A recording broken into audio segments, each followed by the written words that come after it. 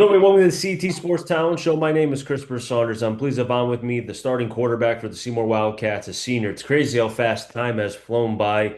Anthony Cortello was with me. My guy, this coming day in a couple days, big game between Woodland and Seymour. I appreciate you coming on, man.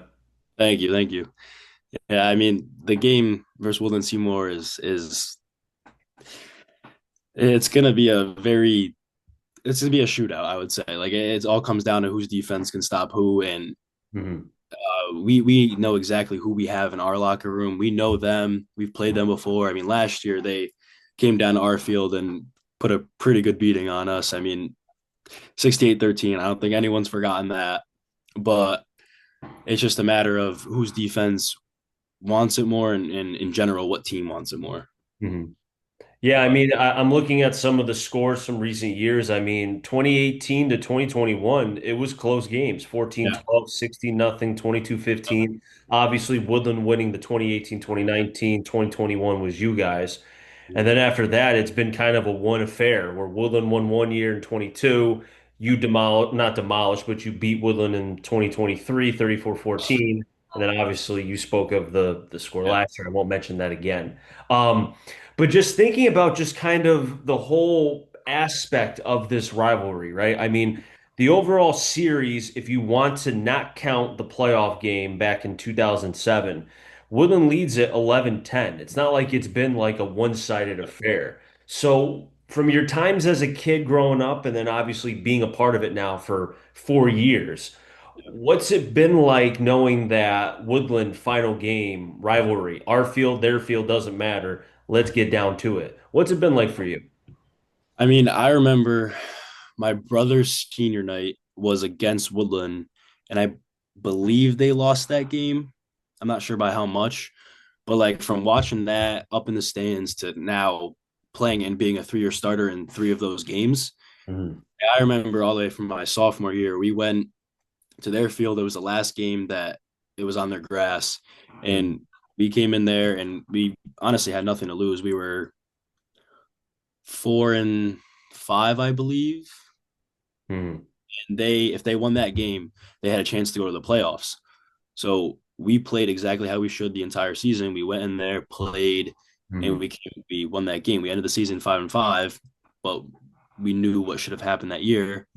Then the next year, obviously, we all know what happened. They came down pretty good beating on us. And Mhm. this coming year, I mean, it's really just a toss up on whose defense can stop whose offense. Our both of our offenses are very well. They have playmakers, we have playmakers, Mhm. and I just think that whoever gets the stops on defense and who scores, it's just gonna just that's how it's gonna come out.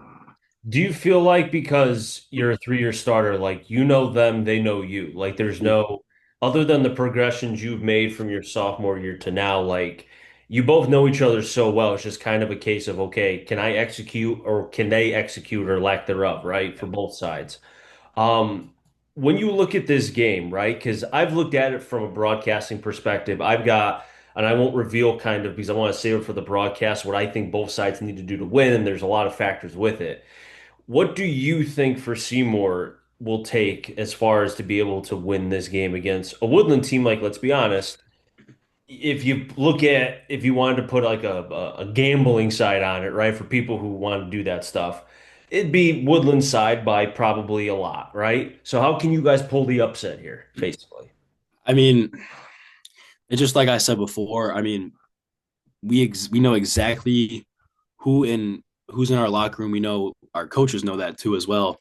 Mhm. And honestly, I just think that our offense will score. We just need defensive stops, and we need to no matter how much we get down. We've been down two scores in Sonia Naugatuck. We've been down.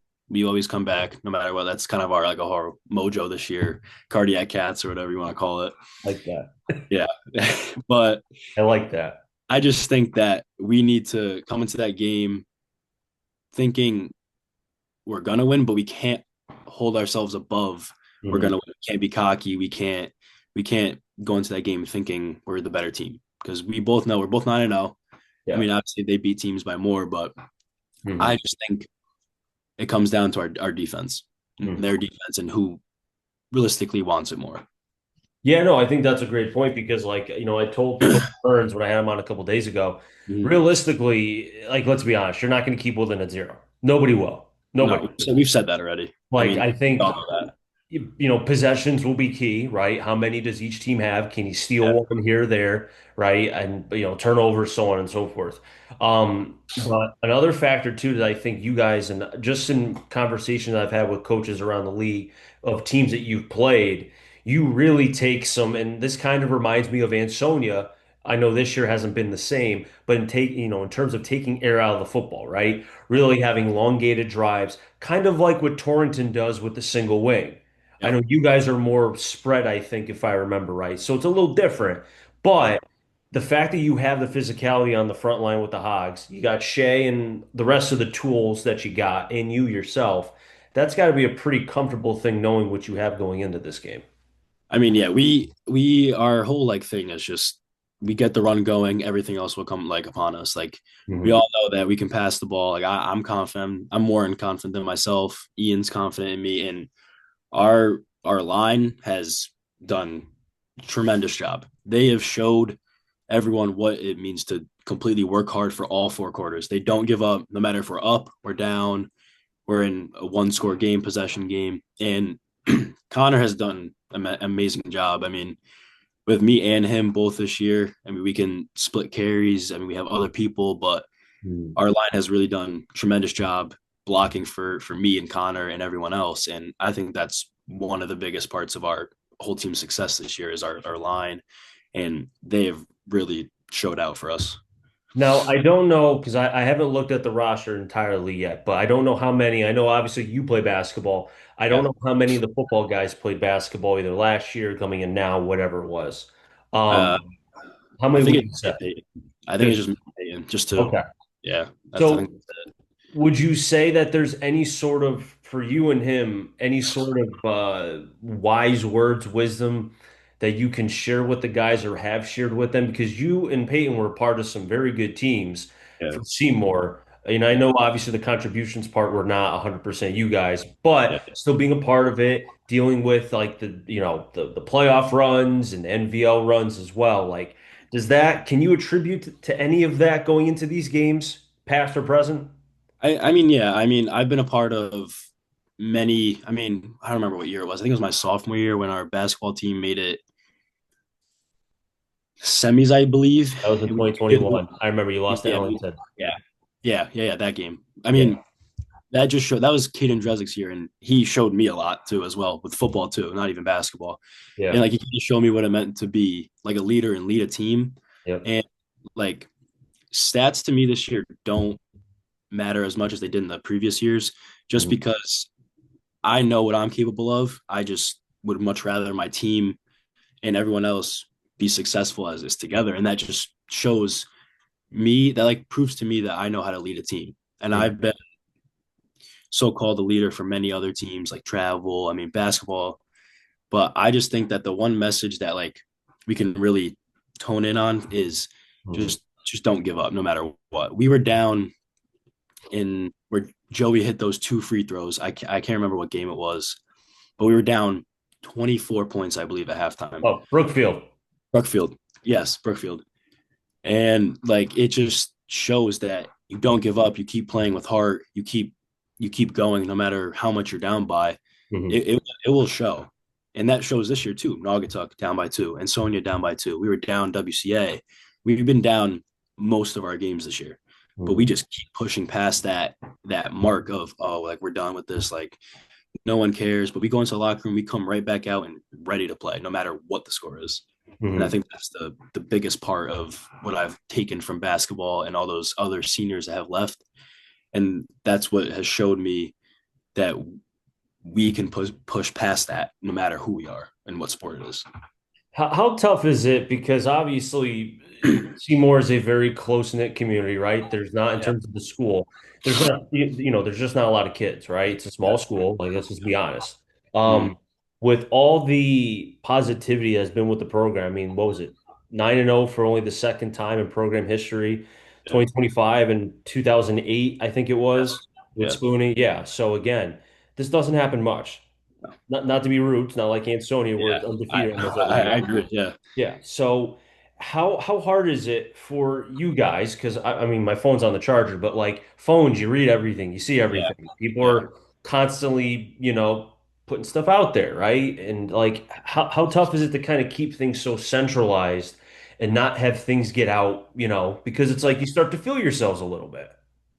I mean, I think our school this year has done like a tremendous job, like getting people to the games. Like our student section is literally there every single game. Like we have them supporting us Nice. no matter what. They're loud. They're always there, and that's kind of like our like mojo for our school year. Like we support everyone. Like we go to volleyball games, soccer games, football games, like all that. Like we always go to everyone's things, Hmm. and everyone is there. It's just like we're finally coming together as a school, and I believe that has shown like what Hmm. when people support another, it shows like what can lead to that because they get us going, they put more energy into us, and they just like keep us going, and that has to go back to our principal, Mr. Lucky. Like he's taken the time and effort to really bring our school back as one because Hmm. we've been apart these couple of years, like COVID happened, whatever, like and all that. But I just think we're more as like a community this year, and like us helping out with the our flood down at our Claritas Village, and that is just like a great thing for our football team to have, showing that we care for our community and you guys care for us. It's just kind of like you return the favor almost. So what you're telling me is Mr. Lucky going to be wearing the Wildcat suit? Like, is he going to be the mascot, I'm assuming, on Wednesday? I'm not sure. He's usually on the sidelines with us. I don't really know who wears that to be honest, but he's always on the sideline with us. He's always there, just like helping us out because he was a former military. I can't remember what branch he was in, but Mhm. he's like that hard nose. You don't give up, and that's just been our entire community's like way to live by almost. That's awesome. That's good to hear. And to be able to have somebody buy that who kind of understands the work ethic side, Yeah, you see what he went through and you try to yeah, replicate it. That's yeah. nice. That's good. As far, Anthony, with what does the game mean to the community, right? Like I don't know if you've ever seen Friday Night Lights with Yeah. Odessa and the Owl community, where on Fridays nobody's anywhere except the game. Obviously, football has changed. Not so much there. In the Northeast, it's a little bit different. People don't go to the games for various reasons. Obviously, they have things like computers and phones to be able to watch on live streams, right? On Huddle and such. Um, what's it like now, or has it been like this the entire year as far as the football games, the community? What's that like going now into this game, the biggest game? I mean, I've heard talks about thousands of people going to this game. I mean, Me too. it quite literally is the biggest game of the year. Both 9-0 teams going head to head on Thanksgiving Eve. And that is for the NVL championship, which we haven't won since 2008, I think it was. Actually, it was 2000, 2000. Yeah. 25 I years mean, ago. yeah, You were I mean, not it would born be yet. great. Yeah. It'd be great to bring that back to Seymour and to Mhm. show that it's not just Woodland at the top of the throne. It's we're here too. Like, Mhm. and I mean, we know that, but other teams may not. Other like Game Time CT or like all those other people might not know. But I just think that like everyone coming to this game really shows how much they believe in us and Mhm. how much we I want to say thank them for coming to our games and supporting us because they could be doing other things, but they always choose to come to our games, support us, and we've put on a show for them almost every time. I Mhm. mean, we won the game in the last minute.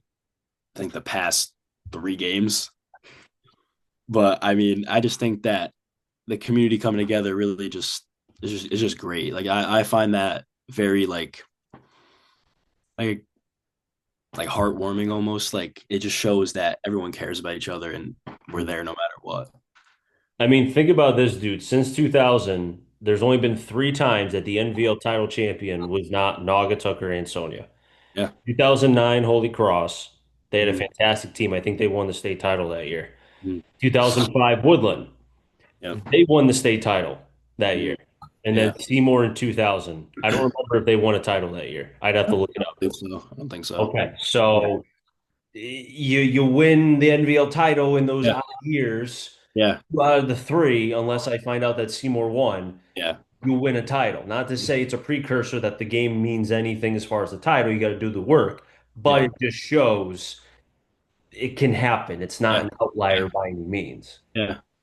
I mean, I didn't even know that, to be honest with you, but I Hmm. just think that like no matter what, if we win or lose, we just know that our playoff run will not be easy. But it just comes down to who wants it more.